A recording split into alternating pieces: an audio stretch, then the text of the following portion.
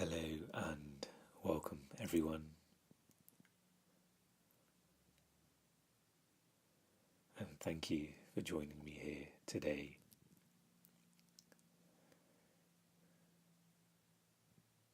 So many things come up in between times when I'm recording. I will get thoughts and ideas and things I can mention.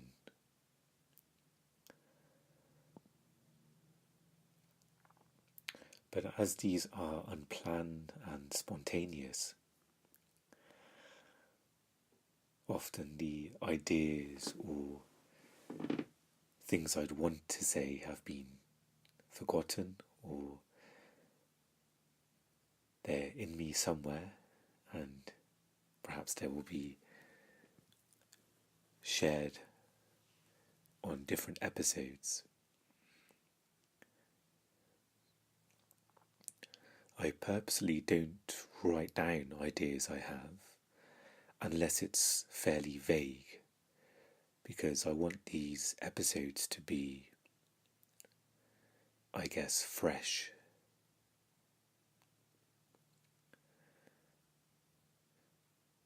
I was listening to an Eckhart Tolle video yesterday, and he had mentioned something similar, that during one of his talks someone had quoted what he had said previously, and he repeated their quote of him, and he immediately felt the feeling that it wasn't fresh what he was saying.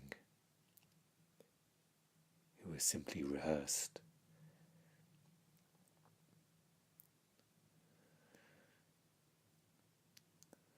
So these last 2 or 3 weeks, I'm not sure how long exactly has gone by since my previous episode, but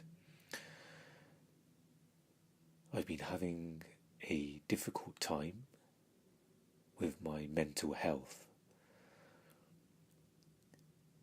and during this period of time I had lots of thoughts come in about this podcast, and I was a little bit confused of what is it I was doing in this podcast, because I'm certainly not a teacher of any kind, and I've mentioned previously that this is simply almost a diary of my spiritual journey, and a place of discussion, observations, of my perceptions of this presence, this stillness, this absorbing into the self behind the thinker, and finding out who I truly am. But it felt like that lost meaning during a time where my depression has increased significantly,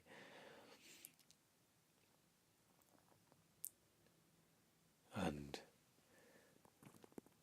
for that period of time I didn't want to have anything to do with being present. I was simply absorbed in pain. Perhaps this was the pain body, something I've mentioned previously. Eckhart Tolle calls it the pain body, where we believe the pain is who we are, and the thoughts that come from the pain, we are just simply overtaken, and we believe that is our reality, that is who we are.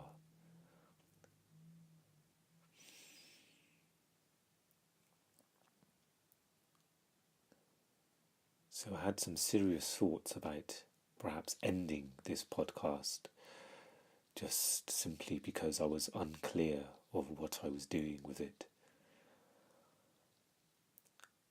And I have had the thought, and I still do, that I will take each episode at a time. There is no goal here I'm trying to achieve in regards to growing this podcast. There is no end goal, I guess. It's just simply a moment of being present and having a conversation, and hopefully spreading some of this wisdom that I have learned and I'm continuously learning, and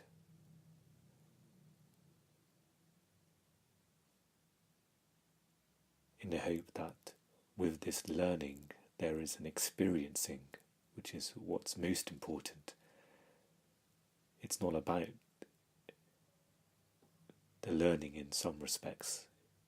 Learning is like the first step, like a signpost of where to go. And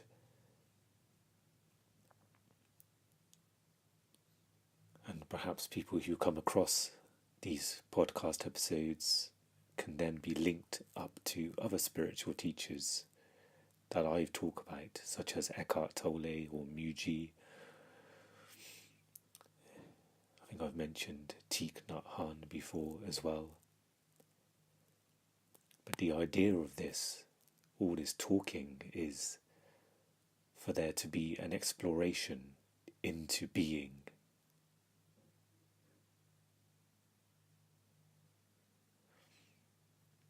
And I've mentioned previously, if any of this doesn't make sense to you, or you don't feel ready to take this step, it just simply means that you are not ready. There is no right or wrong, or I'm not simply sharing beliefs of something to believe in. You are either ready to explore this or you are not.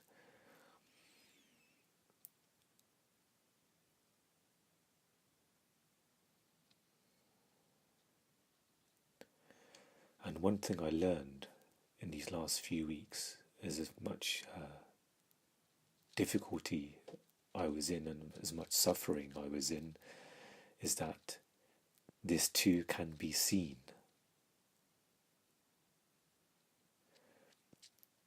If you have been through similar times where some days you've been extremely peaceful and extremely present, meaning that you are aware of your thoughts, you are simply aware of the moment of now,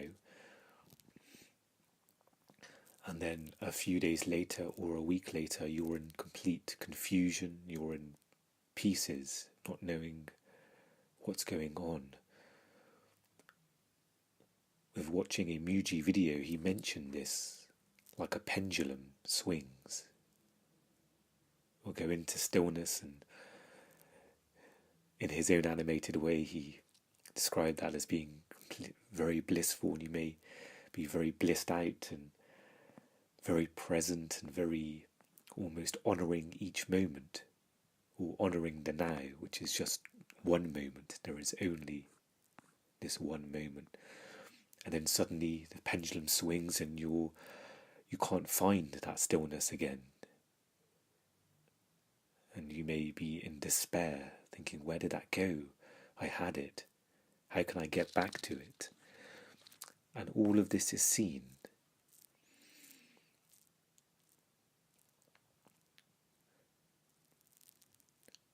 And if you think about it, we've had perhaps hundreds, maybe thousands of years of this conditioning of thinking, this heavy conditioning.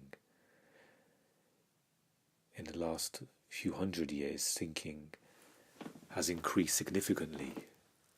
If you look at today's age, we are in the age of information, knowledge.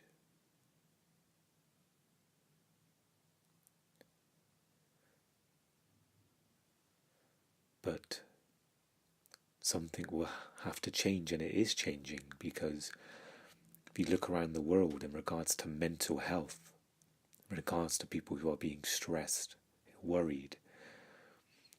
It's simply not possible to sustain this increase of thinking, of living in just our minds.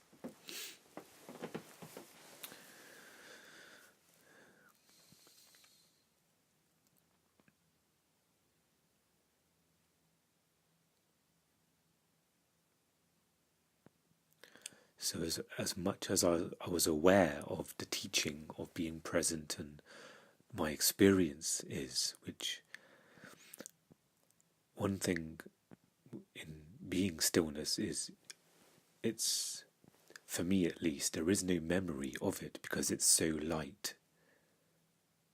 It's almost stepping in footprints, and the footprints disappear as you step there. When you are in that still state, in a state of just simply being, accepting this moment as it is.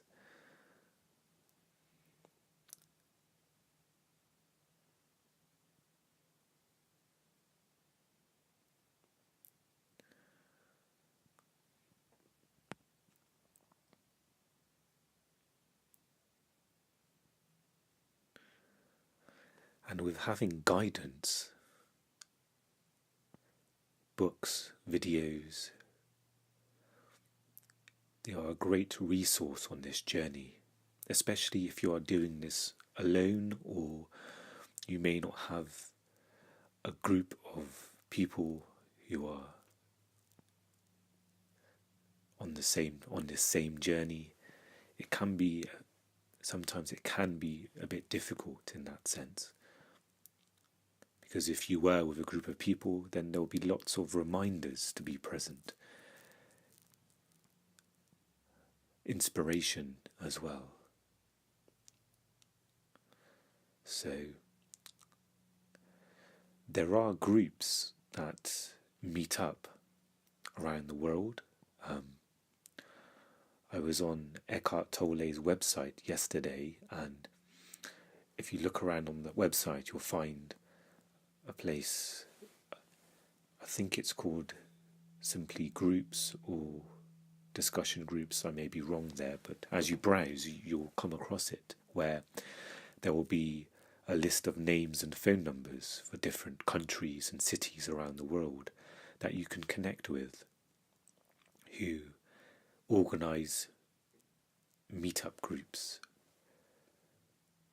for people who are interested in this path. So I'd imagine each group has their own process. So one group may simply just sit there in meditation, or have a short discussion, or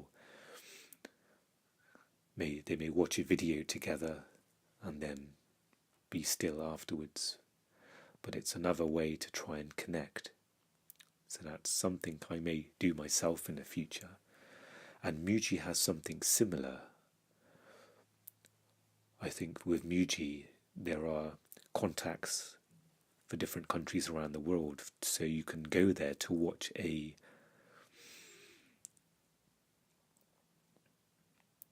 satsang, a service almost, that he does on Sundays, certain times of the year. Can't remember the actual name he uses, but there's almost a 2-3 hour live stream where he's there with an audience. He's there with people who are there to awaken, and he goes through lots of pointers and answers questions.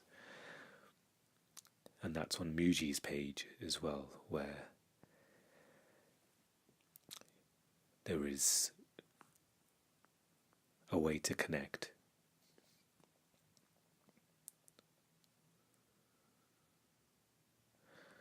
So what I'd like to do today is just going to unlock my phone and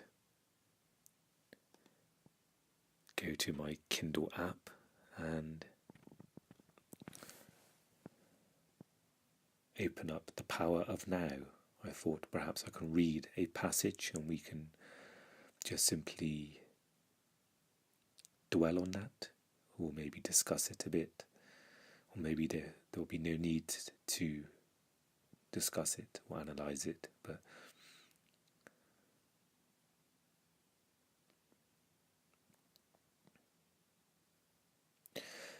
in The Power of Now, I'm still in the first half of the book, or the first quarter of it even.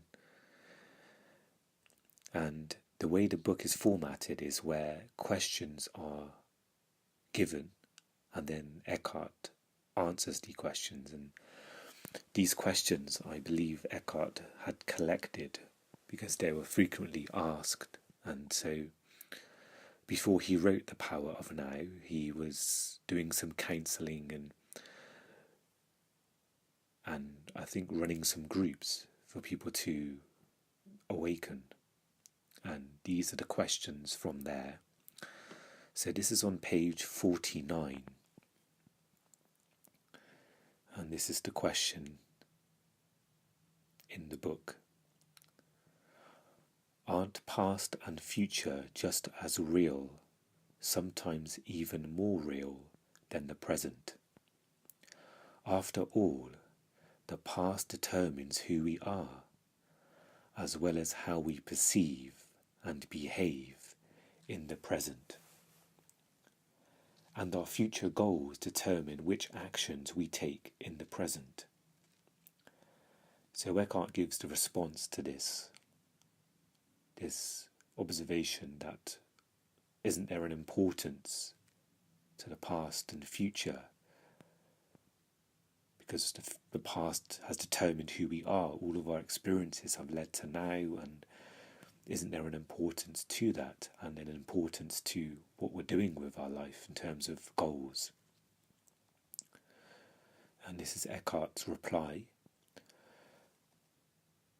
You haven't yet grasped the essence of what I am saying because you are trying to understand it mentally. The mind cannot understand this. Only you can.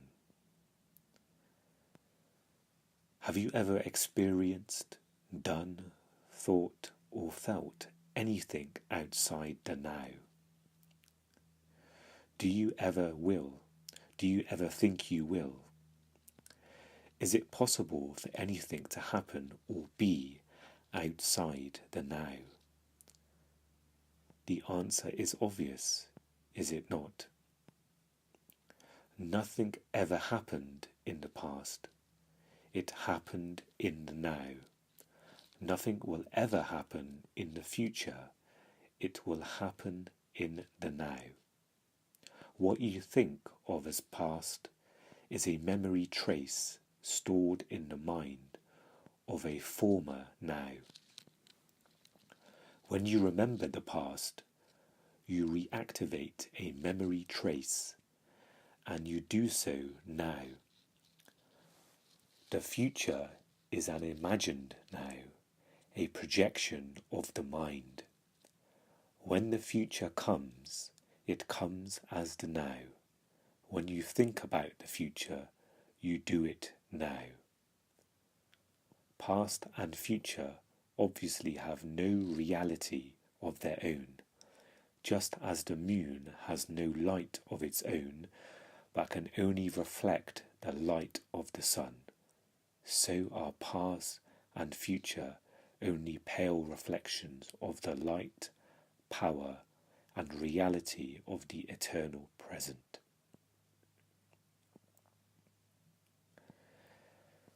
And there's another paragraph before it's the end of this section, which I may read in a moment. So Eckhart here is emphasizing that everything is the now. And Eckhart is trying to almost break our conditioning because it's so normal to think about the past and future. It is so deeply conditioned in us to worry about the past, to worry about the future, to live in the past, to live in the future. If you were to go into a cafe and just listen to conversations, this will become apparent. You will hear conversations about the past, conversations about the future. There will just be people there absorbed in their minds, mind activity. And you may even hear it in their voice. They'll be speaking incredibly fast, or just be absorbed in the story that they're telling. And this is not a judgment, this is simply an observation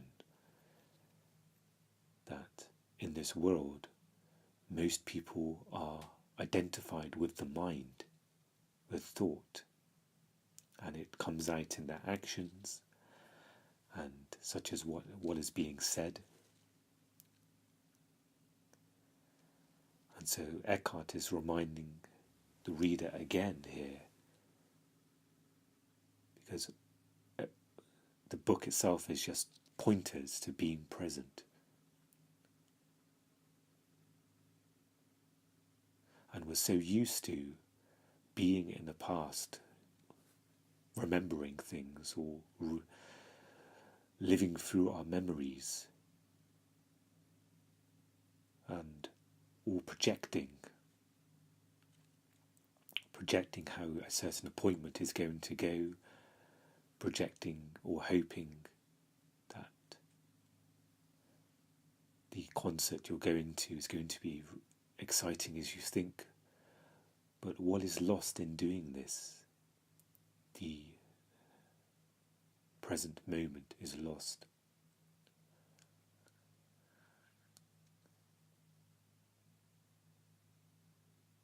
And when you have experienced, or as your practice develops of being present, you'll realize the miracle, the depth, the richness of the present moment. And as Eckhart mentioned here, this cannot be understood mentally, it cannot be understood with the mind, only experienced. So this is the last paragraph of what he was saying. The essence of what I am saying here cannot be understood by the mind. The moment you grasp it,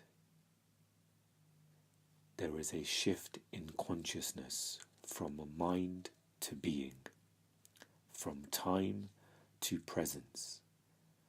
Suddenly, everything feels alive, radiates energy, emanates being. So that's the end of that answer. And going back to the line, the moment you grasp it.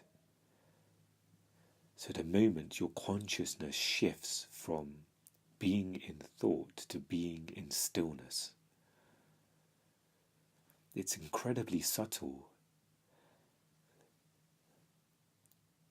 And as an example, if you are looking at an object far away, your eyes, the focus of your eyes adjusts as you look. And if an object was to come into your eye line and it was closer, then your focus would adjust to clearly look at that nearer, closer object. And you can almost adjust the focus yourself as you adjust from the object that's close to you, and then your eyes can zoom out almost, or focus on the object that's further away. It's not exactly like that, of course, but it's a similar kind of notion where you are almost letting thoughts go. You are letting go of the mind. You are stepping out of the mind. And it's incredibly subtle. And it's not done with effort, because effort often involves the mind to concentrate and to really try and mentally do something. It's almost the opposite of that. It's a surrendering, a letting go.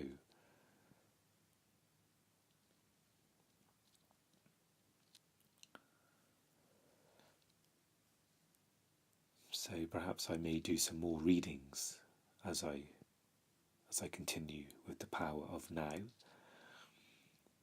And I certainly recommend this book for you if you're not sure where to start with your practice or with exploring this path. This is a good place to begin, because everything here is for somebody who doesn't have much experience with the now, and so this can be a good foundation to begin your journey.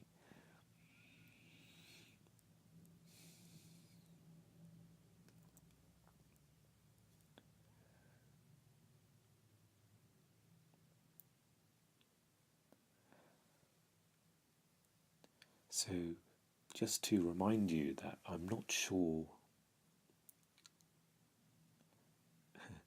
what's actually going to happen with this podcast.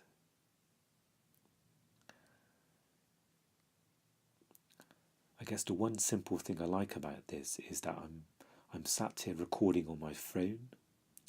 I've got a very simple microphone. I think it's called a lapel mic. And so I simply plug it in and press record. And I really do understand that the quality of the podcast and may not be HD audio or 4K, I guess is the new HD. And maybe at some point when that comes up, where I'm in a position perhaps to buy equipment, and that thought comes into me and I can afford to do those kinds of things. But for the moment, as I said previously, as long as you can understand me, the words are not important. It's where you go with the words. So this is not almost like other podcasts where you're consuming information. This is hopefully just a simple check-in with where you are with the present moment. And to end this episode, strange I'm calling this an episode right now. I think I was calling it audios before. Maybe I've finally picked up on some podcast lingo. But to end this episode, there is a question you can ask that Eckhart mentioned in yesterday's video that I watched, that he recommended to ask on a regular basis. And the question is, what's my relationship with the present moment? Because if you are friendly with the present moment, then that most likely means you are in awareness of it. Often when you are in pain or suffering, then you're rejecting the present moment. You want the next moment where there is no pain. So that question can often just almost press the pause button on thinking and just almost jolt you to think, oh, am I being present right now, or am I in my mind?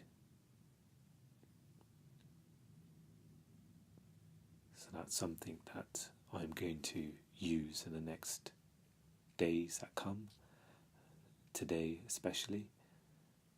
And again, the question is, what's my relationship with the present moment? Okay. Thank you so much for joining me today. And